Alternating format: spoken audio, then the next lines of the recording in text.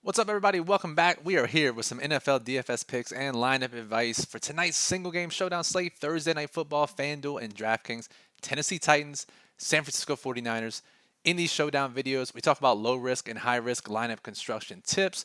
We talk about the injuries that impact the slate and then general strategies to help get you to the top of those contest leaderboards. I'm Brian Jester, co-founder here at Occupy Fantasy, single game $1 million winner.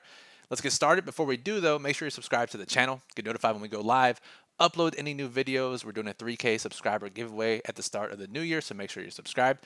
Give us that thumbs up to let us know you appreciate the showdown content. Any questions you have, you can comment on the video below or hop in our Discord server. Click the join button right below this video. So, Titans, 49ers, very interesting showdown slate. Let's start with the injuries. Fortunately, not a ton of COVID situations on either side, not a ton of injury news that we need to monitor throughout the day. Pretty much every injury situation is already known. If we look at the San Francisco side, Elijah Mitchell will miss his third straight game. Jeff Wilson will draw the start once again. If you remember, Jeff Wilson, pretty inefficient in his first two starts, but had a big game last week, and he'll be a popular play tonight with Elijah Mitchell out.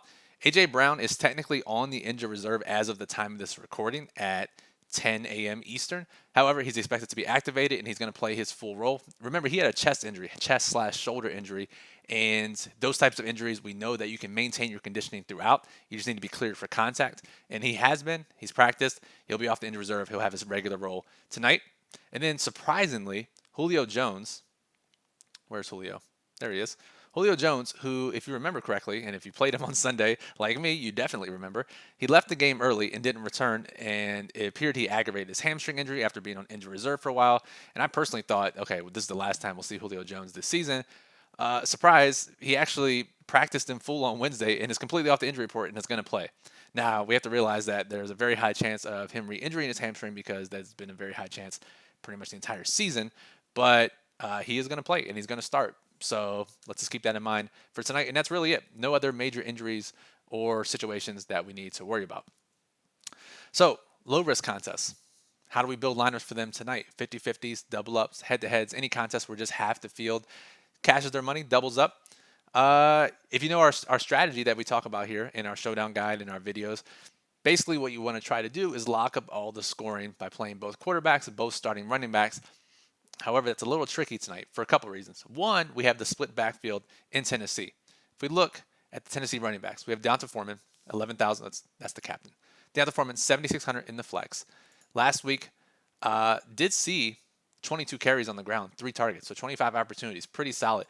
They're still splitting the snaps pretty evenly, though, 30% or so each between Foreman, Dontrell Hilliard, who's cheaper at 2,800, and Jeremy McNichols, who's pretty much purely the passing down back at 2,200. So 3 different guys getting work. Foreman, definitely the main guy, but not a guy who's guaranteed to get the touchdowns in this lock up all the scoring scenario that we're trying to create. The other issue is obviously 2 of the most popular players on the slate are non-running backs and non-quarterbacks. In Deebo Samuel, who I guess you could argue is a running back, given the fact that over the last few games, he's seen 5+ rushing attempts since week 10 in this new hybrid role that he's been used in. And honestly, his targets have dropped pretty significantly in that time frame, basically doubling his attempts over targets over the last 5 weeks. So he's basically a running back. Maybe he's a San Francisco running back we play in the lock up all the scoring scenario. And then you have George Kittle, who's been absolutely going nuclear the past few weeks. He'll be extremely popular too, but again, not a running back, not a quarterback. If we try to go with the general strategy, right? Okay, Jimmy G, Tannehill, D'Onta Foreman, and Jeff Wilson, who again we said is very reasonably priced and was very popular tonight. That's 5,800 per player. You could play a value like Hilliard, 8,800. That gets you up to A.J. Brown potentially. You could captain Jeff Wilson, but again, you're gonna have to make a decision on who you leave out. Do you leave out one of these 4? Which if you did leave out one, it's probably Foreman just because of the uncertainty in the role. And then which of Samuel and Kittle do you leave out? So it makes it tough. Probably an avoid for low-risk contest tonight just because it's very hard to make a very safe lineup, a high-floor lineup that cashes in 50-50s and double-ups. Probably a much better night. And given some of the stuff we'll talk about here in a second for high-risk contests, much better high-risk night anyways. However, on FanDuel, if we take a look, it's actually easier if we go by the 2 quarterback, 2 running back approach, where this is even more profitable on FanDuel than it is on DraftKings because of the scoring. So if you played Jimmy G, you played Deontay Foreman, Jeff Wilson, and Ryan Tannehill, 8,500 left per player. That's an easy. Normally we can't do this. So I would say you can play low risk on FanDuel tonight. Again, we do have that risk of fading Debo, of fading Kittle. And I know Debo's points per game looks scary, especially in comparison to Tannehill. In fact, Debo's is higher. But you have to think, is a 9-touch wide receiver slash running back a better play than an actual quarterback on FanDuel? The answer is probably no. And ownership will not reflect that. So it does make it a little risky for low risk contests. We do think this is the highest floor approach that you can take for 50-50s, double ups, and head to heads. Now, speaking of high risk contests, let's go back to DraftKings here. Now, high risk contests, GPPs, leagues, satellites, exponential payouts. This is really where you need to think about ownership, where to get different, how the field is building lineups, where you can get different from a lineup construction standpoint. And we noticed tonight, just looking at optimal lineups and reading some articles around the industry, we expect, despite being just a 3-point favorite, we expect San Francisco heavy builds to reign supreme tonight by the field. So that means a San Francisco captain, at least 2, but probably 3 flex plays from San Francisco, meaning at least 50% of the lineups in every high-risk contest tonight by the field are going to be San Francisco heavy.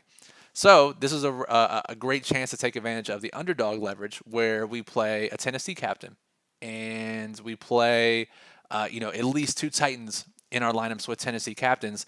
And now all of a sudden, without even considering the ownership pieces in our flex spots, now we have a different lineup construction than half the field at least. And our favorite one is got to be A.J. Brown. We project him in our ownership projections as of 10 a.m. Eastern, less than 10%, close to 5%, 6% at captain, which is crazy for someone who can easily be the highest ceiling player on the entire slate. So, Tennessee lineups, really the way to go. The other thing to think about here is we talk about value plays and how they relate to kickers and defenses and which value plays are the field going to condense on.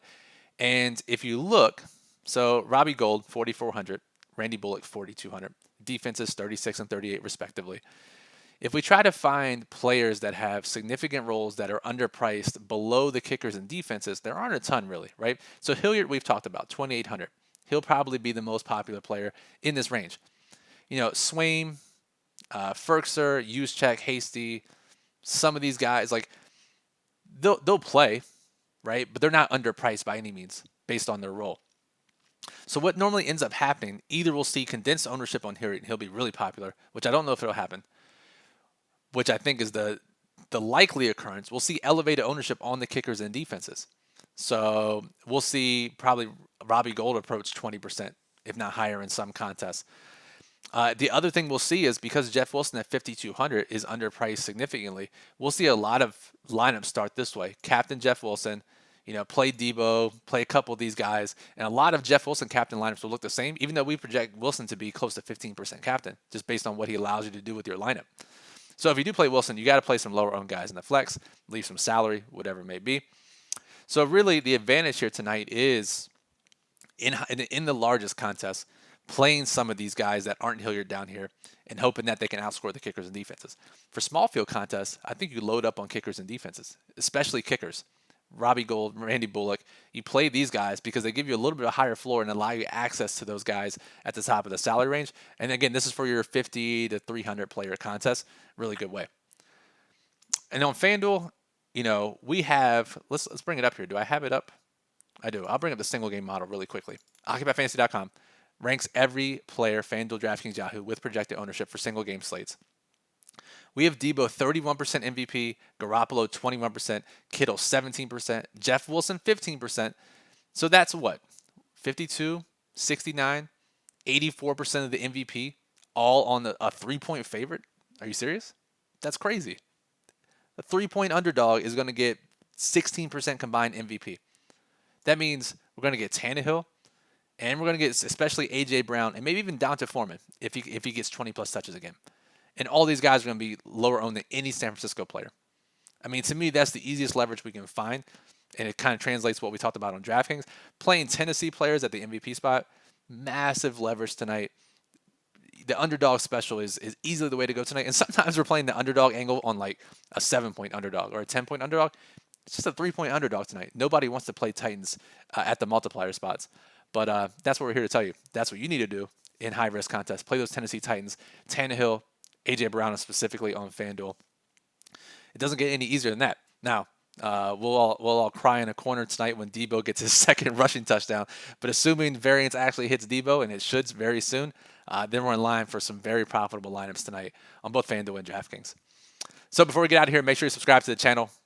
Make sure you get notified when we go live. Upload any new videos. Give us that thumbs up if you like the content. You appreciate it. Lets us know that we should continue to make more of these types of videos. Any questions, comment on the video below. Hop in our Discord server. We're talking all hours of the day about DFS with other members of the OccupyFantasy.com community. Again, daily plug. Our top plays and lineup strategies in depth will be uploaded by 3 p.m. Eastern. Links in the description below.